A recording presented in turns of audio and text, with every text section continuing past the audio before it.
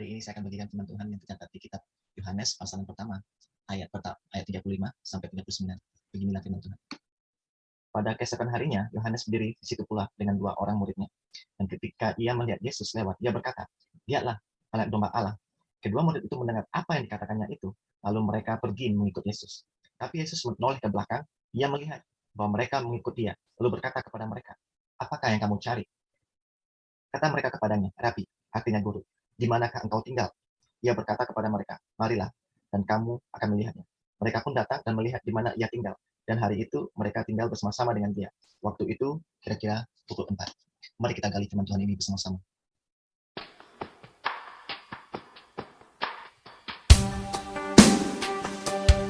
Ini dimulai dari saat Yohanes Pembaptis melihat Yesus lewat. Dia berada di tengah kerumunan dan diantaranya dia bersama 2 orang muridnya. Dan dia berkata, "Lihatlah anak domba Allah yang menghapus dosa dunia." Apa maksud perkataan Yohanes? Anak domba Allah yang menghapus dosa dunia. Di zaman perjanjian lama, orang-orang meminta belas kasihan Tuhan untuk menghapus dosa mereka dengan cara penumpahan darah, yaitu dengan mereka mengadakan upacara kurban dengan menyembelih hewan-hewan seperti domba. Dan hal ini masih dilakukan dengan ajaran agama lain. Yohanes Pembaptis berkata, "Lihatlah anak domba Allah yang menghapus dosa dunia." Artinya Tuhan sendiri yang menyediakan korban itu bagi manusia. Kita tahu bahwa saya dan Anda adalah orang-orang berdosa dan kita membutuhkan pengampunan. Dan Tuhan tahu kita terbatas, kita tidak bisa menghapus dosa-dosa kita. Oleh karena itu Tuhan menyediakan korban. Karena belas kasihan, kemurahannya, dia merelakan anaknya yang tunggal sebagai korban penghapus dosa-dosa kita. Kenapa Yohanes Pembaptis berkata demikian? Para murid meninggalkan gurunya dan mengikuti Yesus. Karena Yesus merasa diikuti, Yesus menoleh ke belakang dan bertanya kepada mereka, "Apa yang kamu cari? What are you looking for? Mengapa kamu mengikuti aku?" Banyak orang di muka bumi ini mengaku sebagai orang Kristen. Kristen artinya sebagai pengikut Kristus. Jikalau pertanyaan ini dilempar kepada orang Kristen khususnya, apa alasan kita? Apakah jawaban kita? Tentunya akan ada alasan yang berbeda. Kalau saya dulu, saya mengikut Yesus karena latar belakang keluarga. Dan ada beberapa suku di Indonesia, kebanyakan latar belakang keluarga mereka Kristen, seperti Batak, Nias, Mentawai. Karena mengapa mengikut Yesus? Karena mamaku, karena bapakku, karena Ina, karena Ama, karena Popung, karena Teteo, Kristen. Oleh karena itu mengikut Kristus. Apakah ada yang alasan begitu kita mengikut Yesus?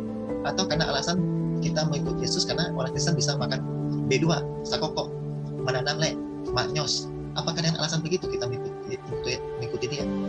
Atau karena kita mau mendapatkan identitas KTP? Atau mau karena kita mau bisa mendapatkan mukjizat, kesembuhan, dan hal-hal materi? Dengan alasan itu, tentunya kita mempunyai alasan berbeda. Hanya Anda dan saya yang tahu. What are you looking for? What are you looking for? Apa yang kamu cari? Mengapa kamu mengikuti aku?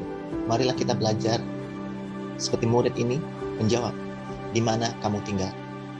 Dalam hubungan perkenalan, ada 2 pertanyaan yang biasa kita tanyakan kepada orang. Yang pertama, siapa namamu? Yang kedua, di mana kamu tinggal? Mengapa demikian? Karena kita mau dekat dengan dia, kita mau akrab dengan dia. Di Padang terkenal dengan rumah adatnya, yaitu rumah gadang. Rumah gadang bukan hanya sekedar tempat tinggal, tapi rumah gadang dipakai juga sebagai tempat bermusyawarah, tempat berdiskusi bersama-sama. Di tempat tinggallah kita akan mengenal pola pikir orang. Di tempat tinggallah kita akan mengenal kebiasaan-kebiasaan orang. Di tempat tinggallah kita akan mengenal karakter orang. Di tempat tinggallah kita mengenal siapa dia sebenarnya. Oleh karena itu, mengapa kita mengikuti Yesus?